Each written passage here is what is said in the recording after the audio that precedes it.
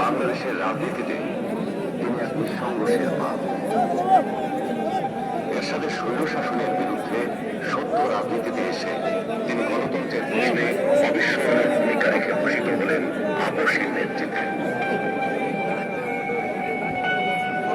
2007-এর ওয়ান-ইলেভেনের প্রশাসনের কালেও আপসের নিজের এবং সন্তানদের নিরাপদ জীবনের প্রতিশ্রুতির বিনিময়ে গণতন্ত্রহীনতাকে মেনে নিলেন না। ফ্যাসিস্ট হাসিনার আমলে বিদেশ থেকে ফিরে এসে মিথ্যা মামলা মোকাবেলা করে জেলে চলে গেলেন। তবুও আধিপত্যবাদী রাজনীতির সাথে আপোষ করলেন না, হয়ে উঠলেন ফ্যাসিস্ট শাসন বিরোধী লড়াইয়ের অনন্ত প্রেরণা।